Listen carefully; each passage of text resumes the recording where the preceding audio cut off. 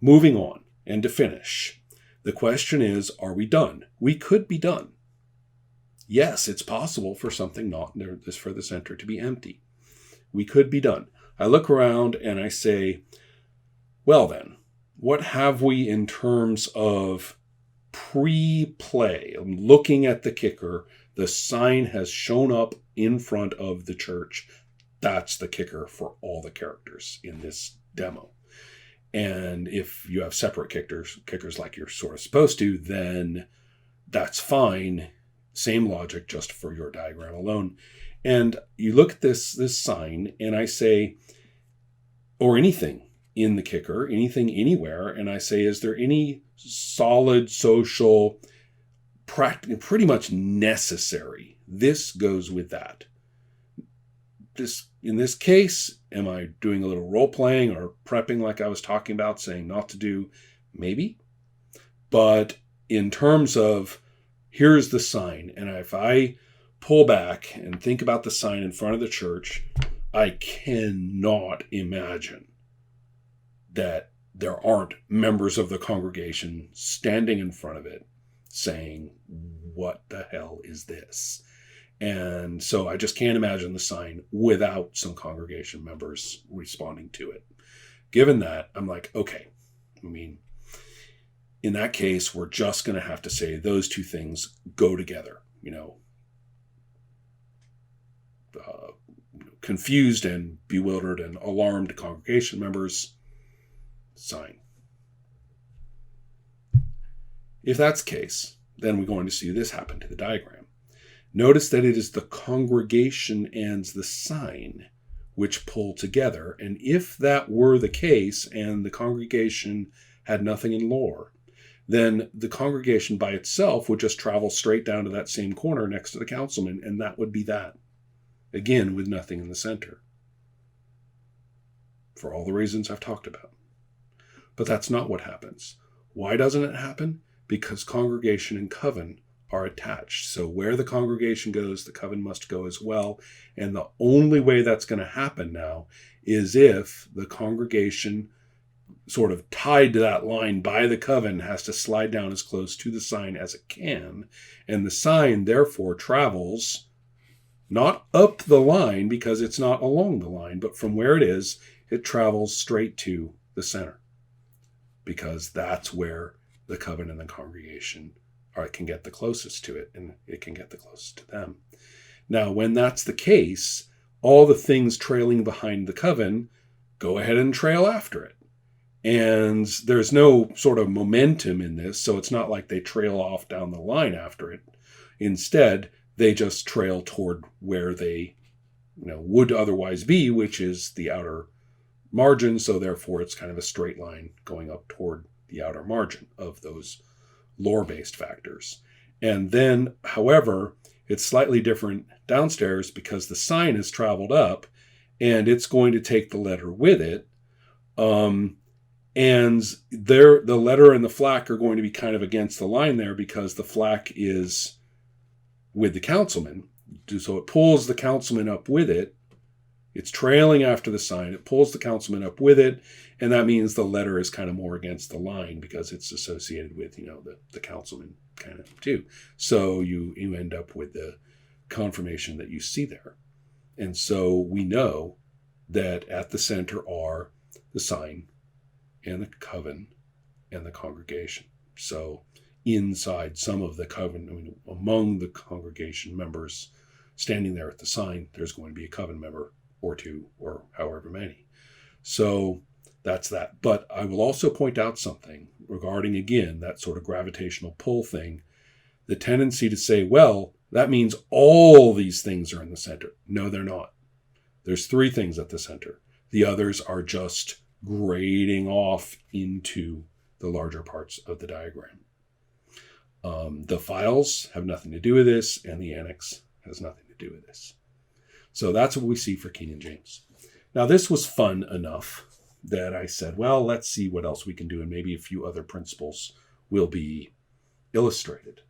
And a very useful principle is illustrated with a similar character in the sense that there's sort of a political angle, and equally depressing, actually. I was in a mood when I did this. And here we're looking at the character of Bev Bell, who is kind of an out of town drifter, activist kind of person, and is coming with the items of her old beat up car. I'm calling it the beater.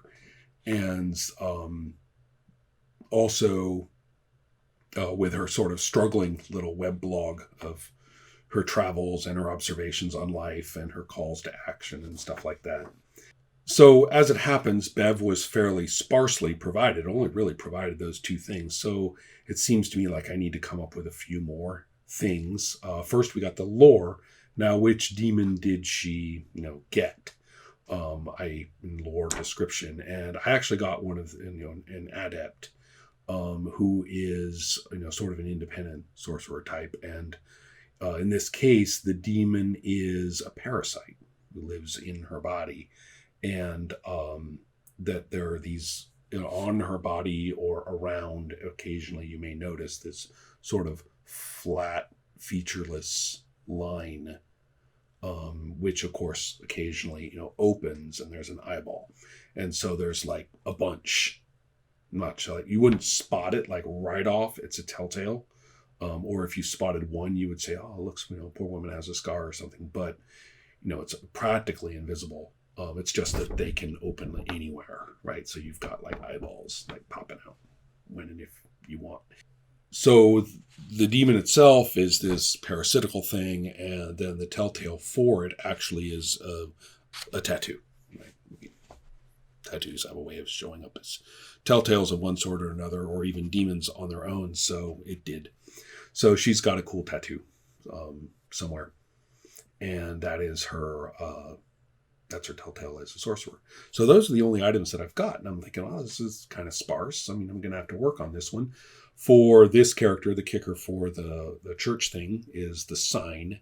It was a given that all of the characters are invested in the church in some way. And it may be that in Bev's case that the congregation has been receptive and to her activities, or at least friendly enough to her without kicking her out or something. So I said, let's rev this up with a couple of things. I could probably come up with a couple of more things for lore if I wanted. But the ones that really sort of attracted my attention were to round out Bev as a person. And one thing that is always useful to think about, as you saw with Keenan, is where do they live?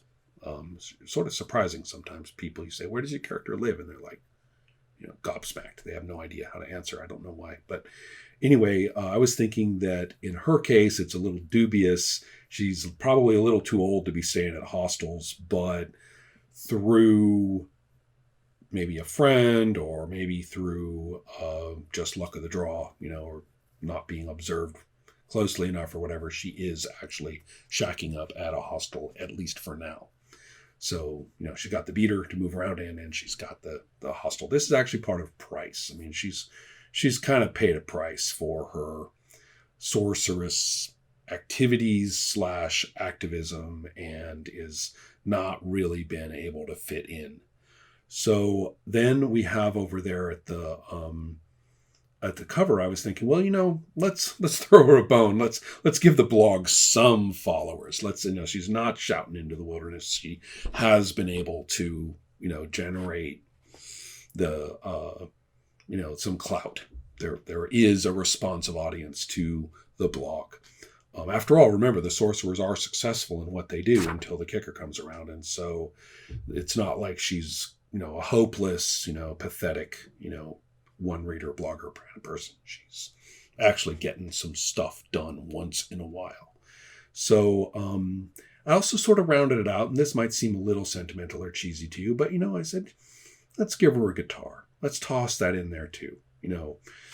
Kind of cringy as it may be to think of her, putting up the MP3s of guitar songs by her, I'm starting to think, well, let's, the singing, that's too cringy. Let's make her actually a pretty good instrumentalist. Let her go ahead and, when she plays like a 5-minute, piece and puts it on her blog, it's listenable, right? Okay. All right. So I'm trying to get sort of a slightly more sympathetic. I'm trying to want to play Bev, and I'm trying to get her to be just a little bit more warm, if at all possible. So I've got these items, and it's not very many. It's still just 8 items a minimum, and I'm going, all right, let's just stop there though and see. So first things first, not much moves. The one thing that strikes me as movable, and the logic is a lot like I used for Keenan, is that, and I'm also thinking in terms of the fact that she's been using the blog relative to the church. She's actually created some attention toward the church as sort of this super struggling, community thing. Now the kicker comes along and changes things, so it's not like she knew that it was slated for demolition. But that's going to happen now. But it also does seem that the blog followers who've been sort of focused on this stuff, they know more about things collectively. And that is to say, members of the followers may well be oriented toward ins and outs of stuff that she's not. So they may know about the sign. They may be, I can see the sign goes up and, the blog followers are on. It doesn't necessarily mean they're at the place, but it means that they would be posting about it. So I say, oh, okay, so the followers are actually going to be I can see them thinking about the church, and then this happens that the followers are going to be responsive. And so that's going to drag the blog after them. So the followers to the sign, they go to the corner, drag the blog after them. And I'm thinking, okay, that's set up. I'm looking at the sign and I'm saying, okay, so what's going on with it? What are all the things about it from all these things that we've got? And then we're going to pull them together. So looking there at the next one, the next step, the question is, should we stop there? We could. But I like to think in terms of physical location as well. There are things that this is kept here. So if the murder weapon that you used, and that's reflected as part of your price, that murder weapon is listed over in price, but over in cover, you've got your suburban McMansion. And I say, where's the gun? You say, oh, I keep it, locked in the basement of the McMansion. Okay, wham. Those things, that is in that. So there they go. If that's where they are in your concept of looking at these items, we're going to honor that. Those things are going to pull together. So in the case of this place, I was thinking, well, Wi-Fi is not, Bev's strong suit. I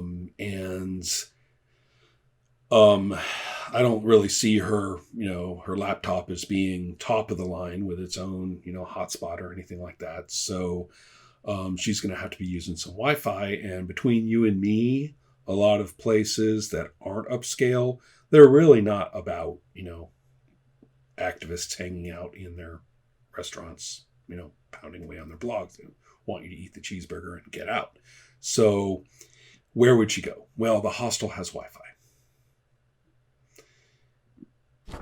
The church doesn't have Wi-Fi, by the way. Maybe a landline, plug in for one, but that's about it. So anyway, so the hostel has Wi-Fi, and I'm saying, all right, if she's going to be blogging, it's because that's probably even why she, took that place or something like that. And so that's pretty significant. Those two things are in opposite. The hostel and the blog are facing sectors. So that means if they're pulled together, then they have to go to the middle. So they do. And since the blog travels up there, it's going to pull the followers after it, and the sign will go with the followers having been attached. So what this means is that you don't get the sign and the followers to the center. They have traveled along with the blog, that way, but they are further away from the center than the blog is. So there you go, hostile and blog at the center, and those two things there. And that's where I end up with Bev, having pushed kind of the conceptual limitations and permissions of this system kind of as far as they were going to go.